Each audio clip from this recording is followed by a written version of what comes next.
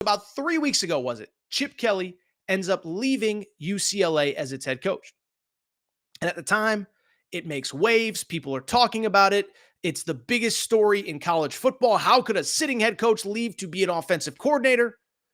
And imagine if I had told you that day that the guy who would replace Chip Kelly as the play caller at UCLA might actually be a bigger name than Chip Kelly.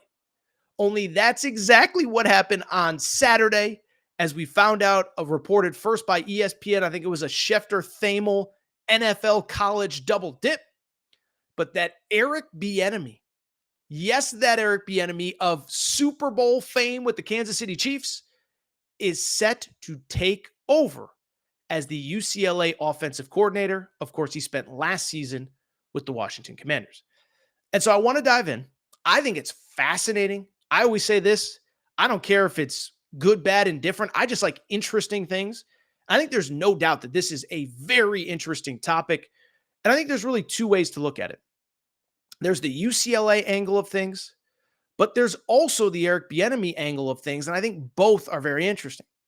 So let's start with the UCLA side of things. And listen, this is a home run hire, right? Because Eric Bienemy, listen, for whatever happened in Washington, which I don't really blame him for, this guy a year ago, we all agreed was one of the best offensive minds in all of football. He's with Kansas City. The Chiefs are putting up 1 million points. They win a Super Bowl last year. And I get it. He went to Washington, bet on himself. He knew Andy Reid wasn't retiring. He knew he wasn't going to get credit.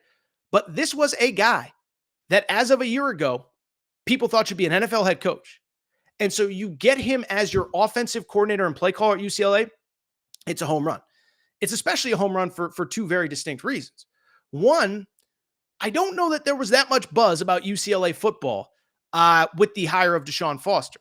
Now, it's not Deshaun Foster's fault. I'm not blaming him. It has nothing, he can't control that Chip Kelly decided to leave.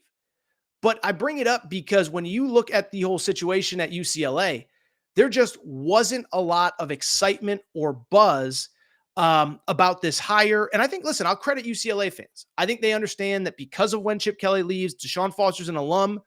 I live in LA, and it feels like UCLA fans want to give Deshaun Foster the benefit of the doubt.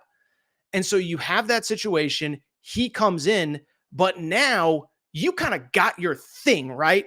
Like the Big Ten, everybody, like everybody's kind of got a brand. Even forget Ohio State and Penn State. Like USC has Lincoln Riley. Dan Lanning has things rocking at Oregon. Nebraska has Matt Rule. Wisconsin has Luke Fickell. And so for UCLA, you might not have the star head coach, but you got yourselves a heck of an offensive coordinator. Beyond that, and I think this is important, it does kind of brand UCLA, right? And I thought this was interesting, was that Eric Bienemy in an email to ESPN, he said something about, we want to be like an NFL program. In other words, like, we're going to run this like an NFL operation. Might have actually been Deshaun Foster that said that. But it's clear what the angle is going to be. This is LA. This is Showtime. This is Hollywood. Listen, Lincoln Riley has that little offense that he brought from Oklahoma. We're going to run this like an NFL program. Deshaun Foster played in the NFL. It's worth noting that he left UCLA to go be an assistant in the NFL, so he had at least a taste of being an NFL assistant coach. And now you're bringing in Eric Bienemy, who's obviously going to run a pro-style system at UCLA. Will it work? We'll find out. Will it not? We'll find out. But I don't hate the fact that this is your brand and you are defining it. Now, that is the UCLA side of things. What I do think is much, much, much more interesting is the Eric Bienemy side of things. Because we could sit here and say this is a home run, this is a grand slam for UCLA. But for Eric Bienemy, I'll be honest, you kind of feel bad for the guy. Again, this was a guy that a year ago was interviewing for NFL head coaching jobs. A year ago, he was one of the biggest names available to get. Now, why ever he didn't get a job, that's another conversation for another day. But he didn't. He bet on himself and he went to Washington, and it didn't go well. And really, when I think about Eric Bienemy, I think there's two things that really stand out from my perspective. The first one, let me say this. I kind of think Washington kind of screwed him. Now, we don't talk a ton of NFL on this show, but I obviously watch it and consume it and understand it and talk about it and whatever. And I bring it up because my thought on the Eric Bienemy Washington situation is pretty straightforward. I understand that in life, nobody is guaranteed anything. Nobody is owed anything. But I thought Washington could have kind of done him a solid a year ago when it was clear that Ron Rivera was not going to be the long-term head coach. Washington started out 4-5, then they lost 8 straight to end the season. At some point, it was obvious Ron Rivera was not going to be back this year and next year. And it's like, why didn't you fire Ron Rivera and give Eric Bienemy a shot? One, he took a chance on you. He didn't have to come there. He could have stayed in KC. He could have been in the same position that he was. But he wanted to prove himself. He bet on himself, but he bet on you guys too. And honestly, this is something that probably should have gone on in conversations behind the scenes. I know you're not taking a job assuming a guy's going to get fired, because why did he take it in the first place? But it's like, I do feel like Washington could have done him a solid. Was there no way that they couldn't have given him the opportunity to be the interim head coach the final 5-6 games? One, just be great experience for him.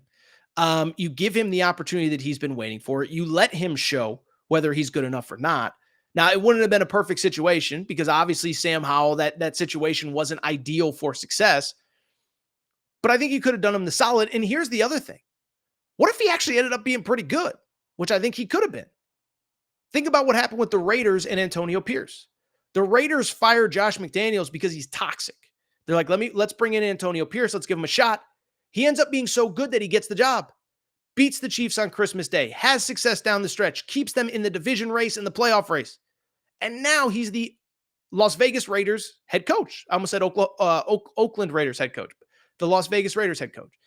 And so look how well it worked out for the Raiders. And it could have been the same with Washington, or at the very least, you could have given him a chance. Give him 5-6 weeks, end of the year, and then he at least has that on his resume. He has his shot. You have a shot to evaluate him. I think that's only fair. I'll also say, and again, I feel bad for Eric Bienemy. I think this shows the other side of betting on yourself, right? Like, it's so cool to go on social media and talk about, oh, I'm betting on myself.